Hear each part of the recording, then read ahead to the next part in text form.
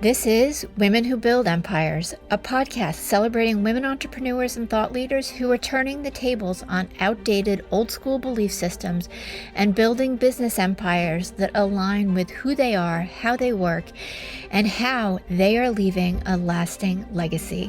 And I'm your host, Emmy Kirshner, serial entrepreneur, investor, and business consultant for ambitious women entrepreneurs who are boldly taking their business to the next level. In each episode, you're going to get to know the women who are unafraid to put it all on the line as they share the stories of how both success and failure have helped them become incredible CEOs. Hey, Empresses.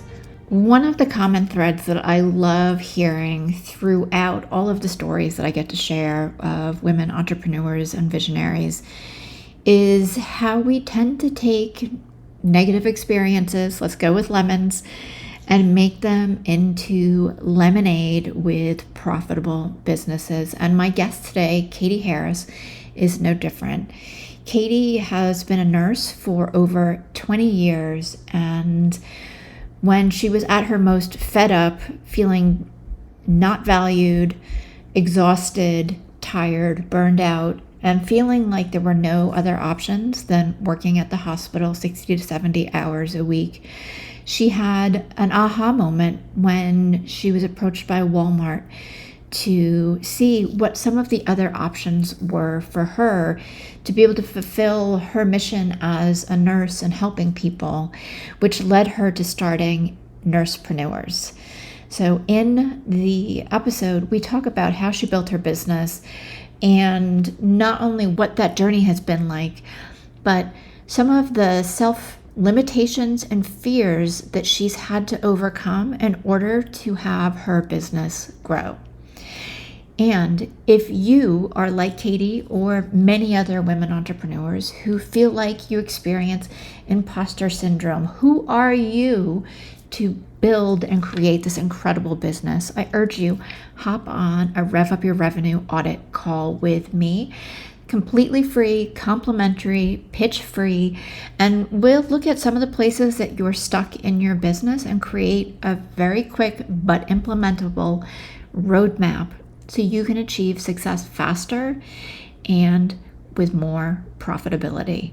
The link is in the show notes, and I only have a few spots open, so make sure you hop on my calendar soon.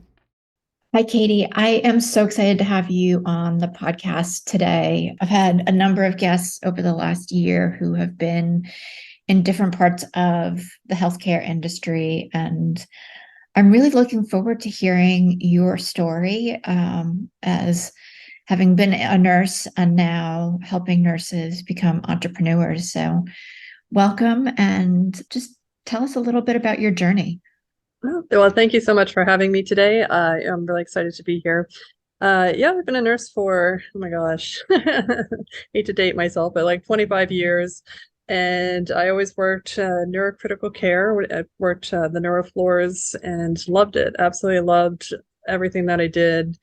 Working in the hospital was like my second family, or more like my first family. It's just the people that I worked with 12 hours a day, sometimes 4 or 5 days a week.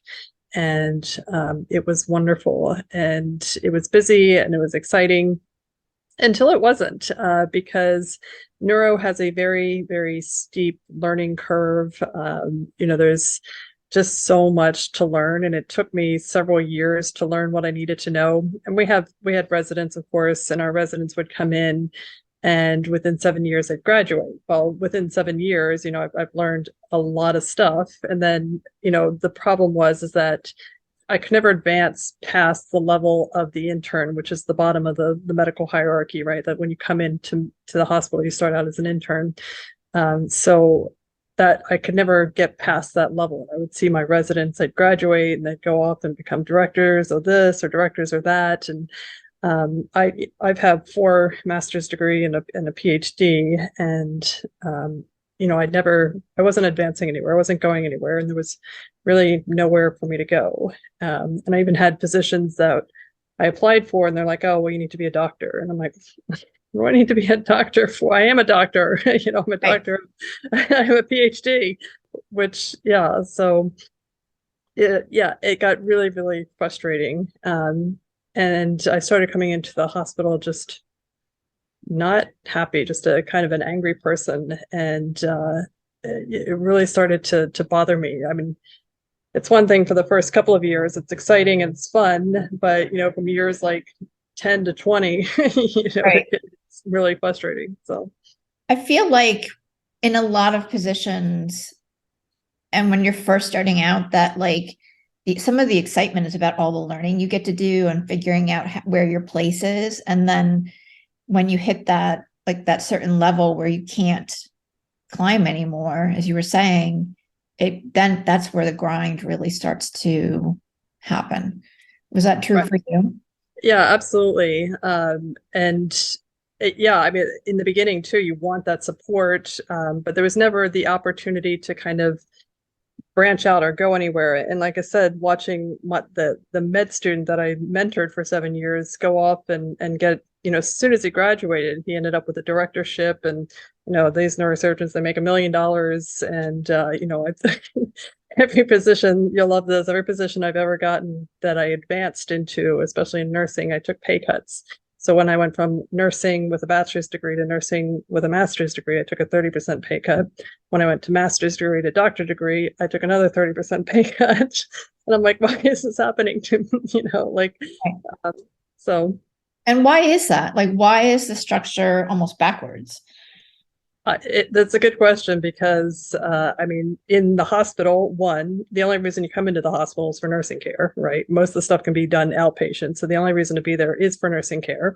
And two, the College of Nursing in any university carries the university. And this is very, very true in our hospital. Or in our university system, is that the nursing pays for all the other university departments because they don't make money. Like social work doesn't make money. The med school in a lot of ways doesn't make money. Like they're all completely dependent on the school of nursing to bring in the money, but we all get paid the least. So it comes down to how much they value you, basically. And I think that is the crux of, the nursing crisis that's out there. Well, and I mean, the little bit I know about nursing programs, it's very intense. And you have a really hard job. Not only do you have to have an enormous amount of knowledge, but you're patient facing and you're dealing with different personalities, different fears, people coming in not in their best place. And your job, at least in my eyes as a nurse, is to create calm and to also start bringing that first level of wellness to them. Mm-hmm. Yeah, and especially in neurocritical care. So my average patient was about 50 years old. They were fine one moment. The next moment, they're in an ICU bed, comatose, right? And typically they're the breadwinner, and the family's coming in. And when you think about, I'm sure they're thinking about hospital bills and is my loved one going to survive and that kind of stuff. So you get the angst and the anxiety and that whole like traumatic story from the family. And then it certainly doesn't stop there, because I don't know if you ever interacted with neurosurgeons, but they're quite a bunch, and they like to yell and scream. So, I get to deal with all of that.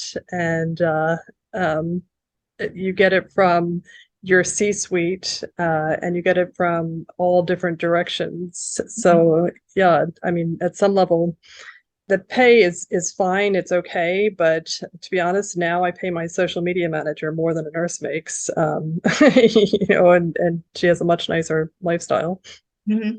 Yeah, absolutely. Can work kind of when she wants to within certain parameters. Did you burn out at any point?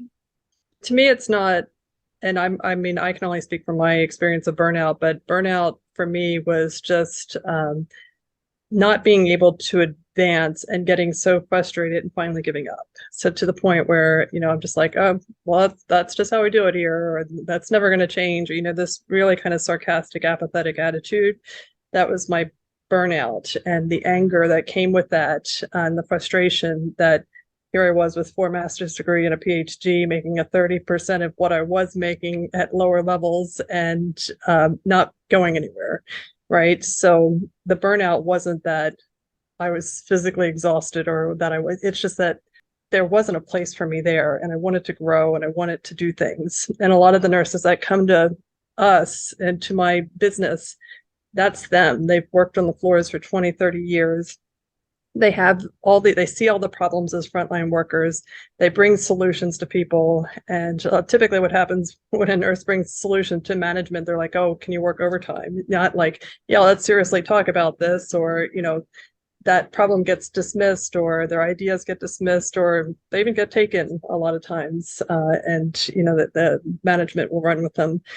They are frustrated and they want to do something more, and you want to have a legacy. I can tell you my legacy after 20 years of working neurosurgery with the same group.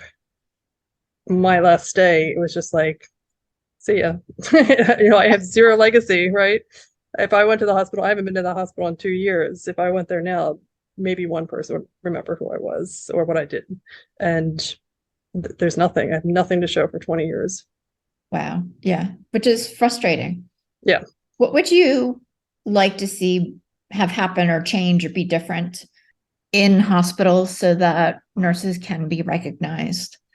Yeah, I think it's a good question. The nurses don't actually want all that much. They want to be validated, recognized for their contribution and valued in what they're doing, for sure. But they also, nurses as a whole, they love to learn and grow, and I think there needs to be opportunities for that, pathways for them to expand. They really should be in leadership, because we see so many of the problems. We know what's wrong, and a lot of the solutions come top down. And the ironic thing is, like, when they switch over an EMR system, when they have the nurse after they've implemented, we had an $80 million EMR system placed in our hospital, and they forgot to consult the nurses. So when they implemented the system, and the nurses are like, this doesn't work, they had to go back to the drawing board and redo it. So it's ridiculous stuff like that. The fact that they don't recognize us as the largest body in the hospital, and quite frankly, one of the most important, the only reason you go into the hospital, and not to take in our opinions or consult with us is it's beyond obnoxious. Yeah. I mean, it sounds like a very old school authoritarian leadership. Yeah. Yes, absolutely. I mean, as we're seeing, as I think industry after industry is starting to make shifts into a more, I'm going to say feminine leadership style, but more inclusive as well. Right. Thank God. That's really where change and effectiveness can happen. And it's unfortunate that care is and wellness is one of the last places that it's happening. Yeah, and the whole system is completely dependent. And it's not just the nurses, but it's completely dependent on doctors and nurses giving like 120% or 150% of their time and energy. And actually, the New York Times had done an article on this several years ago on how much the hospital system depends on the doctors and nurses working more and not getting paid for it. Like, it's a huge, huge amount of money. So I know nurse managers in particular, they work 60, 70 hours a week. They get pulled in to do staffing. So imagine you're a manager and you have to staff. So now you're working, the staffing position, and then in your spare time, you have to do all of the management stuff. And I teach leadership, so I hear these stories, and I said, well, you just need to stop. And they're like, well, I can't stop. Like, it's the patients, I need to help the patients and the nurses. And I said, what you're doing is you're enabling a system to basically use you. I'm like, you're doing the job of 2 full-time employees, and you need to let it fail in order to fix it. And I know it's so hard to do that, but it's the only way that things are going to change. Right.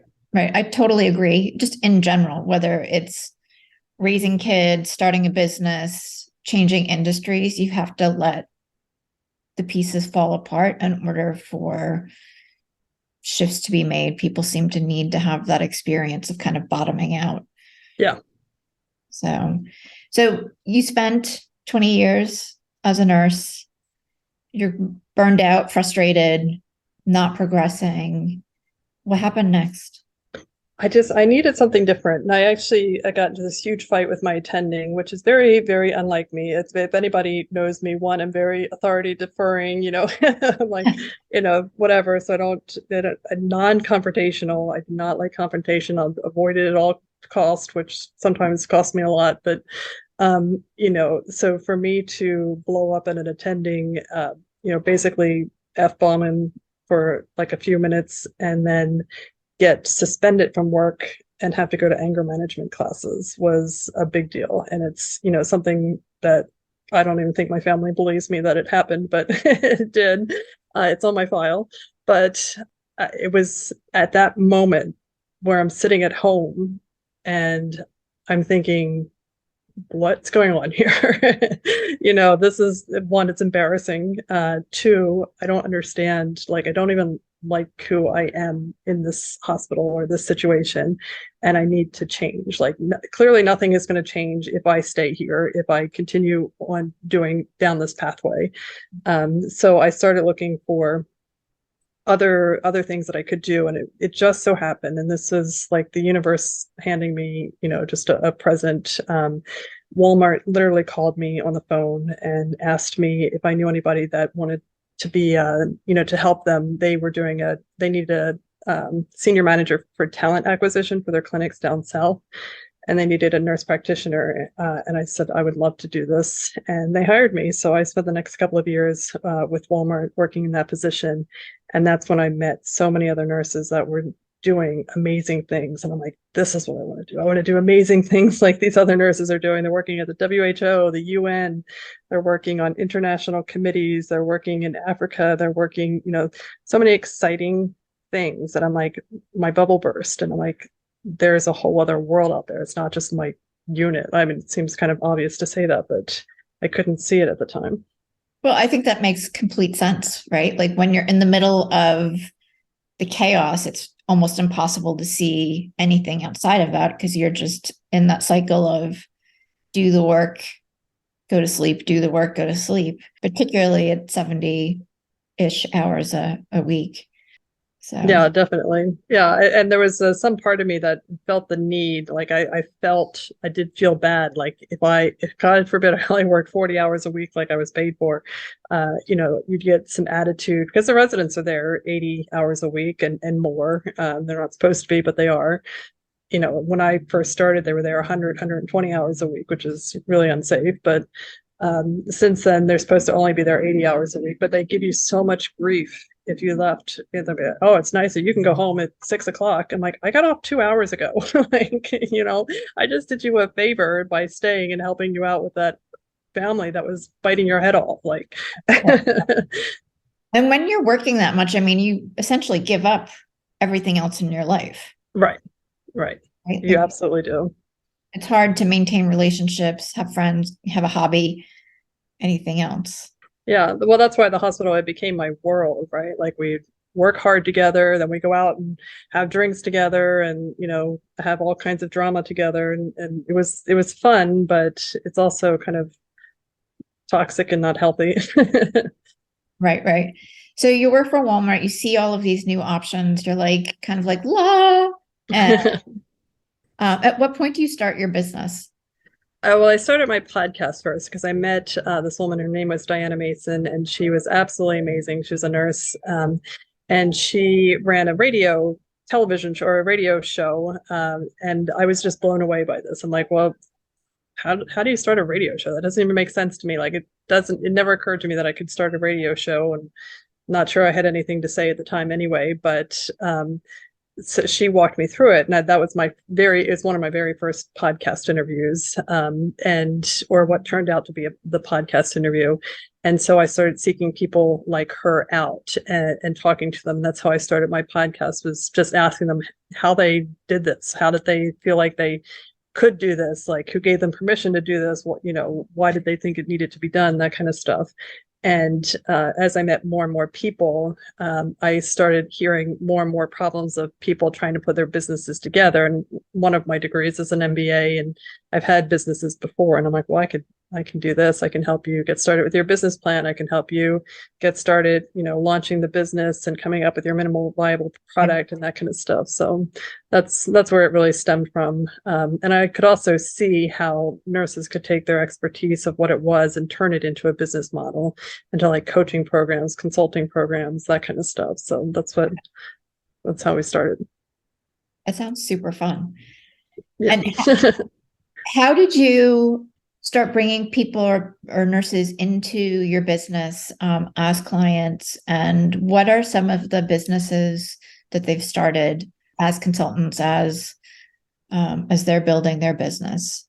Right. Yeah. So, I mean, I really started out with friends and friends of friends. And, it's just, I spent like a year putting a website together and a course together and a webinar, and was kind of hiding behind that for a long time. But I did finally launch the webinar, and sold a couple courses from that. Freaked me out too. I was like, oh my God, like somebody bought my course. It was really, it was a weird feeling. I've gotten over it since then, but it was, you kind of get addicted to that too. You're like, well, let's do this again and again. And so, learning Facebook ads and whatnot. And I was started to join mastermind groups too, which was very expensive, but it was like this huge like I was learning so much. It was basically like me going to get another degree, but it was fun and it was exciting. And I went new places and met new people and that kind of stuff. And one of the persons I met finally said to me, he said, you need to start a Facebook group. And I'm like, oh, I don't know. I don't know if that's going to work. I don't know if nurses will join and that kind of stuff. But he said it enough that I'm like, okay, fine. So I started a Facebook group, and like that was 2018, I guess. And within a month, there are thousands of people in it. So It works. And now it works. So now we have like 20,000 that are in there at this point. So it's a good group. Cool. What do you see in your Facebook group with that many people? Like, what type of community is happening, particularly now, as I know some people are starting to be off Facebook more, but I think the groups that have solid communities are still really impactful.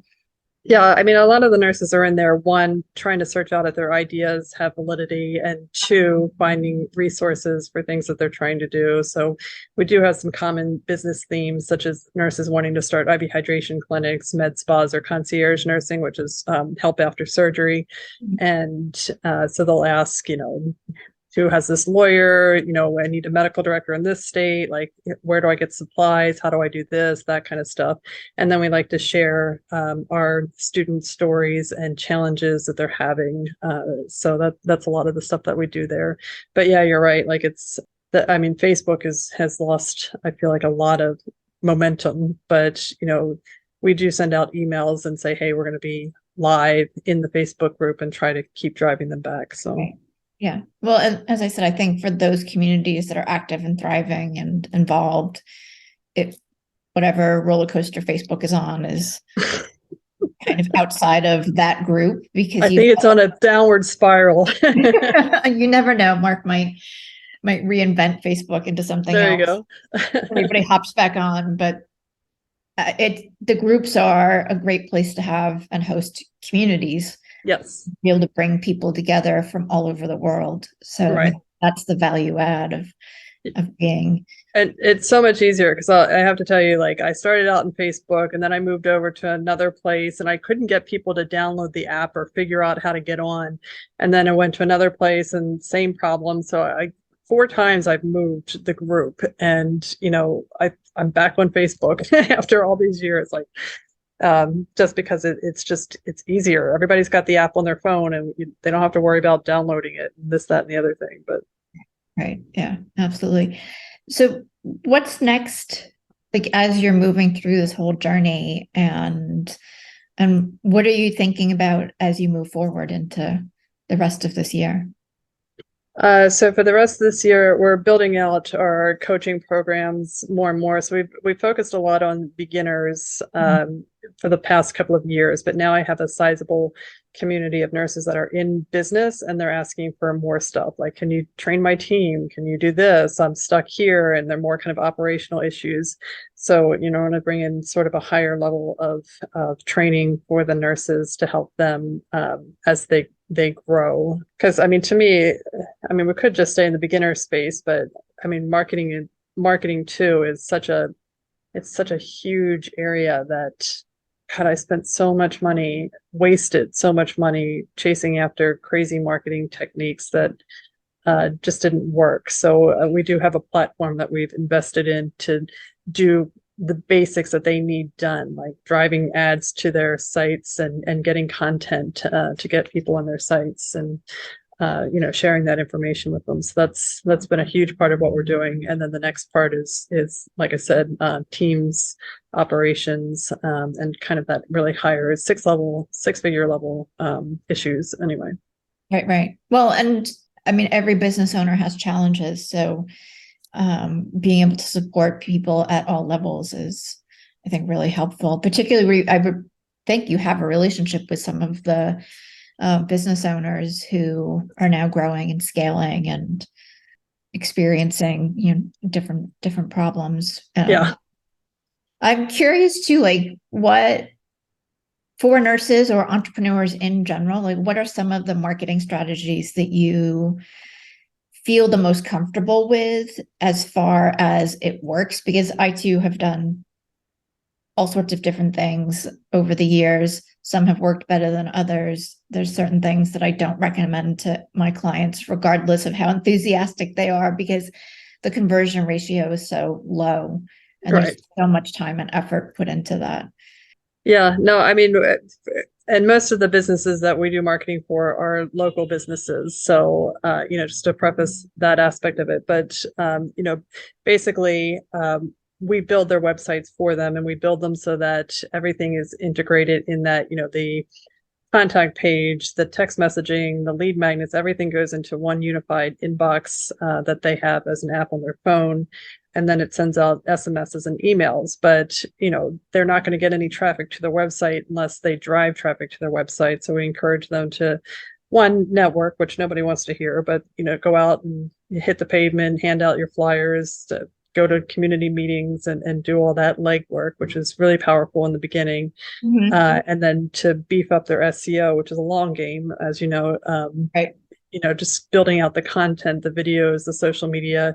And then three, having them on Google Business and driving ads to map search does absolute wonders for their business, and it doesn't have to cost them a whole lot.